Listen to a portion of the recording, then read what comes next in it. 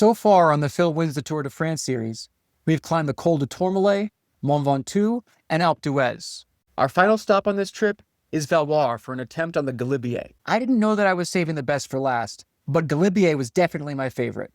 The longest, the highest altitude, and by far the most epic. With wildflowers at the bottom, streams and waterfalls in the middle, a cheese shop in the middle of nowhere, and snow at the top.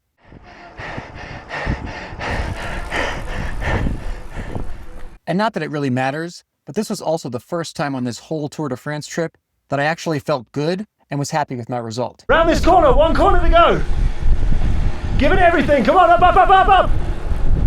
Yes, we even spotted some Ibex. This series is a collaboration between Worst Retirement Ever and the Cole Collective. I'm Phil Gaimon. I was a pro cyclist for 10 years, and the dream is the Tour de France, but I never got to do it. So now, 10 years retired, I'm going back.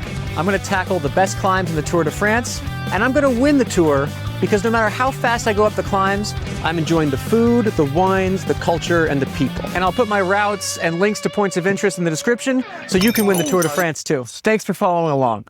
I mean, merci. We're in a little over 2 weeks here with Mike rolling around in the van, and it's been a great trip. But you know when you fill your time with awesome stuff and it's still exhausting? That's where we're at. So this episode, the final episode of Phil Wins the Tour de France, it's gonna be a little bit punchy. We're starting this with a croissant. I'm just kidding, it's a croissant. It's a crime that this is my first croissant on a couple of weeks here. Emily couldn't wait to eat hers. Sorry. How is it? It's good. Half of it is on my body. It's flaky. That's how I'm gonna attract the birds. Emily's punchy too. Mo, how are you doing? He's my croissant. Oh yeah, I'm sorry. He waited for, there you go, enjoy. You know what's good when it's raining? Croissant flakes. 3 croissants, 3 coffees, 11 euros. A real croissant takes 2 or 3 days to make from scratch. Yes, they're buttery and delicious, but France, I hate to break it to you, a batch of chocolate chip cookies takes like 30 minutes max. This is my 11th coffee today. Have you still got the yellow jersey? Yeah, it's in the car. No, but you're still in the yellow jersey. Oh dude, I'm running away with it. It's not even close. Oh, good. Not even close. All right, you guys ready to go ride? Yep. Let's go. I'm wearing croissant, basically. Comes with a free shirt. Before we start, let me rock out real quick. So Mike warned me in episode 1 of Phil Wins the Tour de France. We checked out a little castle church in town. There's gonna be one of those in every town, but this is a pretty one in the town of Valloire, where we're starting the Galibier climb. To get to the Galibier, you're basically going over the telegraph, or as it's known in modern times, the iPhone. And a big part of me wanted to climb the telegraph too, but here's the thing with France. Everywhere you look, there's a famous, incredible, awesome climb. And on every one of those climbs, at the top, there's a little bar, restaurant to fill your bottles, hang out, relax. The day before, we spent many hours in a bar on top of the Col de Glandon. Google Maps took us up its 45 minutes of switchbacks in our rental Peugeot, which by the way was terrible, on the way to Valloire. And as happens in France, the road at the top was closed for 4 hours for a bike race. It was the Dauphine, also known as the Tour de Foreshadowing. Nothing to do but sit at the bar and have a drink. I had a Ricard, an aniseed-flavored aperitif. It was also terrible. Finally, the race came by, we got to cheer for the riders, and I even had a chance to visit my good buddy Tom Skujnic at the race hotel. He was getting massaged when we first got there. The server brought some breadsticks and a wine list. There was a great moment when Emily said we should order a drink for Tom's, which would be polite in any other context. Emily, are you trying to get Tom's fired? Not only can he not have a glass of wine during a stage race, he can't even breathe near this glutinous breadstick. Just telling this story in case you needed to be reminded who's winning the Tour de France here. And he let me touch the stuffed lion, which I did not steal. The only other thing you need to know about this day is that Emily saw a big colorful plastic thing on a hillside and asked, "Is that a bouncy house?" And I spent the rest of the day making fun of her because it was a paraglider, and why would there be a bouncy house in the middle of an Alp? Okay, back to Galibier. Mike, is it fair to say that this area is some of the more wild in the Alps, or where we've been so far? Definitely. Obviously compared to Alpe d'Huez, which is much more built up there, open 24/7. This pass is going to be closed around late October. And for me, this is one of the wild ones, super rugged. It's also one of the highest paved roads in the Alps, often the highest point in the Tour de France, and the longest climb I would do on this trip. So just on this flat section, but how far have we roughly got? I loaded the live segment into my Wahoo. Oh, sorry, I have 8.3 miles. Miles, 14. I got caught. How many miles till my croissant? So of course, skiing, hiking, we saw some rock climbing, cycling. Even the ski lifts have the Tour de France on them. You know how hotels sell like postcards in the lobby? Our hotel was selling tubes and tire levers, and the maid ran the full silk of wax on my chain. She also mentioned camping, Mike, right? French do it quite well. They have these little picnic areas and you can just, pull up, get your picnic out. They normally have a little bench. If you're lucky, they got a tap as well and just enjoy nature. You've been camping this entire tour. I haven't been inside since the 1st of June and we're now on the 15th of June. 2 weeks. Legendary. Living outdoors. What a way to live. An animal that we keep seeing statues and signs of around here is the Ibex. Hang on. No, that's a cow. Ibex. Are we going to see a real Ibex? We keep quiet, make sure you oil the drivetrain up so I don't disturb them. To sell Phil, talk about Ibex. The Ibex is a type of wild goat that this area is known for.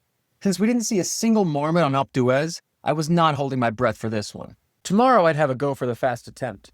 This ride was to do a little warm-up in Recon. It only takes a few minutes to get out of town, and right away it does get wild, remote, and beautiful. There's a stream, big rock faces, huge trees, wildflowers, and oh shit, where's Emily? Also, Mo, feel free to ride it.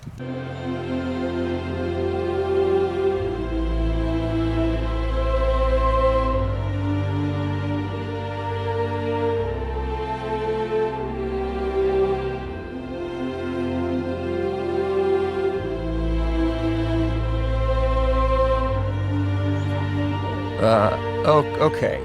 I guess we'll do Plant Corner now. Emily's Plant Corner.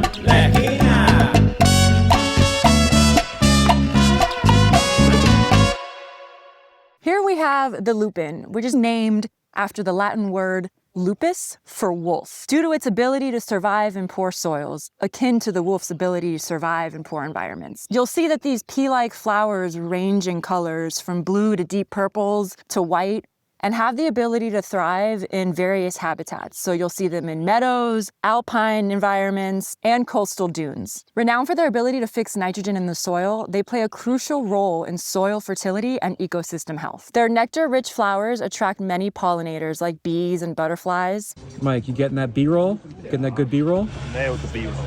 He really did. I have like a full minute of this. This bee could have his own channel.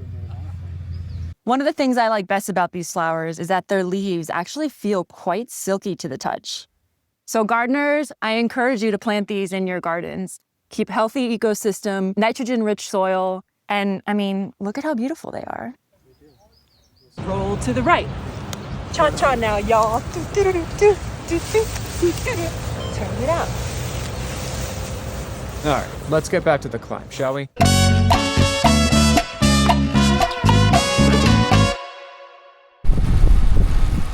After this, the climb got better, and then, frankly, surreal. I went ahead and did 2 efforts to open up my legs for tomorrow. When I turned around after the first one, I couldn't wait to tell them what was around the next corner. Emily, we're about to see an Ibex. Stop it. Yep. This whole hillside was full of grazing sheep, but if you look closely, a couple of them stood out. The thing is, does this Ibex know that he's an Ibex? I think he might believe that he's a sheep. With those horns, I'm not going to argue with him. On my second effort, I reached a small cafe, and I couldn't believe my eyes. That's not a paraglider. It is a bouncy house in the middle of an Alp. Emily, I apologize.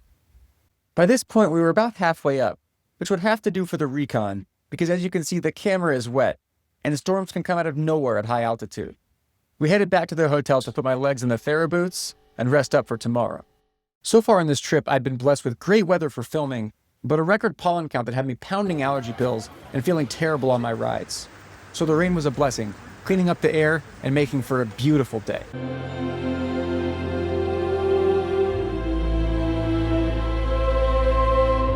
Sorry, I really wanted to use this time lapse from the Telegraph.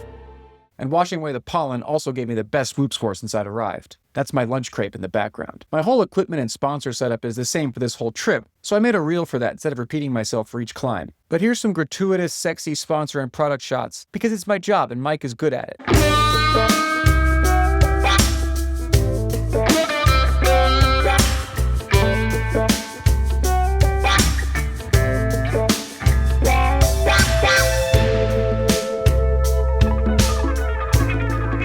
I cleaned the bike but forgot to wash that heart rate strap. Okay, that's enough. I did my warm-up while Mo got started, with the goal of finishing around the same time and not having to wait around for each other at the top in the snow. Good luck, buddy. The start of the segment is up the road from the Ibex. That's a reindeer. Right by the Chapelle Saint Bernard, who is the patron saint of mountain climbers. Good to give him a shout out. So the full climb is 10.5 miles at 17 kilometers, starting at high elevation, almost 5,000 feet, going all the way up to 8,600 feet. That's over 2,600 meters at an average grade of 7%. The beginning is a shallower grade, where a drafting peloton definitely has some advantage, but before you think I'm saying I'm better than Tade or whatever, of course I have the advantage of not having to race 20 other days. Plus my bike is lighter. I'm not trying to prove anything, I retired from that. All I was saying is I tried to stay aero here.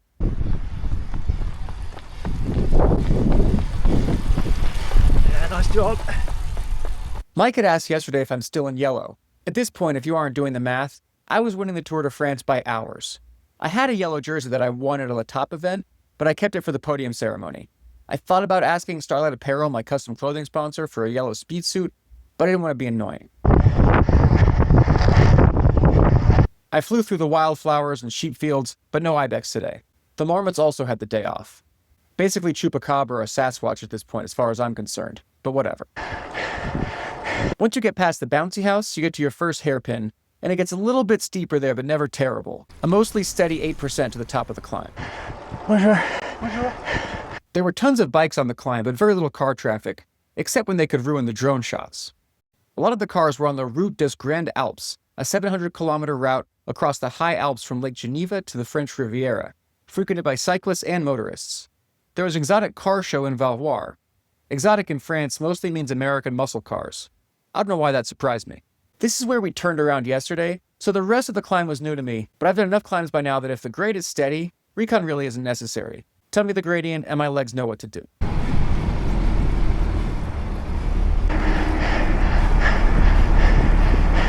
A steady grade, of course, means a mostly steady effort.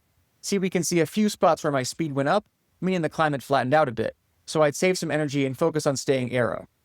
Otherwise, it was just staying conservative and within my ability, because if you go a little bit over at altitude, you can really pay for it. As you get higher up, it goes from green and grassy to gray and rocky. Go on, Phil, good job. Even higher up, the rocks are covered by snow. It's late June when we're filming this, mind you. But if you're going hard enough, the snow is refreshing. Soon you'll pass the cheese shop in the middle of nowhere. More on that later. Come on, Phil, this is it. We're about a K to go. The last bit, you're riding through snow over 8,000 feet with views of the valley. It's really incredible. I think this is the first person I passed on this whole tour that I didn't say bonjour to. K to go at 8,000 feet, I just didn't have the breath, and honestly, I might not have seen her as I buried myself. Round this corner, one corner to go.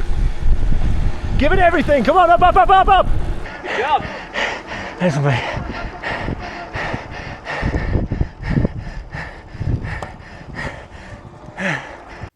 49 minutes at 345 watts is great power for altitude and put me in 12th place all time for Galibier, all of the faster times taking place during the 2022 Tour de France. I was happy with it, of course, but I can't help but be frustrated because that's just about the same power I did for the other climbs this trip, which were much lower. I think if I hadn't been sick from allergies the whole time, I'd have been much higher up on all those leaderboards. Oh well, I still made good videos. Oh man, I didn't even see this good boy. We just left the camera on in the hood of the car. Look at him taking in the view. I could cry. We did a quick awards ceremony, put on some jackets, and then headed down for the after party. For each episode of this trip, I do a different French food thing.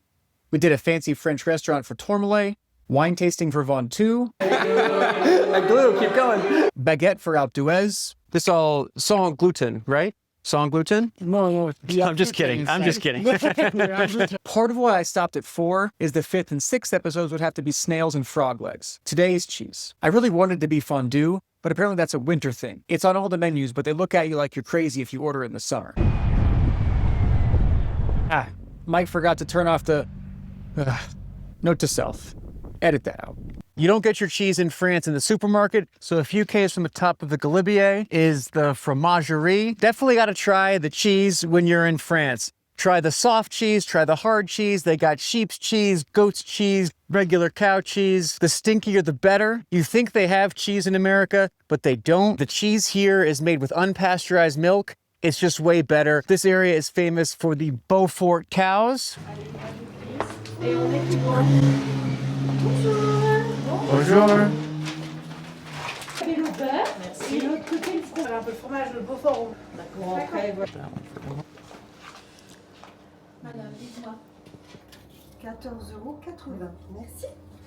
The oldest winner of the Tour de France is Firmin Lambeau at 36 back in 1922. So I've beat that record at 39 years old. But my main take from this trip is that you don't have to do a good time to have one. When you ride in the US, you get used to people honking, yelling at you get out of the way, and getting buzzed by sports cars. It's not a big deal, but then you come here where cyclists are loved, there's water fountains on the passes, bike racks at cafes, folks waving to each other, and you realize that's kind of everything. Thanks to everyone who watched and supported so that we could experience that. And I hope you get a chance to win the Tour de France as well someday, whatever that looks like for you. Huge thanks to Mike Cotty at the Cole Collective for filming, Mo for helping and hanging out, and of course, Emily for the plant corners and keeping me sane. Au revoir. Each episode ended with a local dog, but here's our homecoming from Creature. And no, we didn't waste that cheese. Creature, sit. Girl, Creature.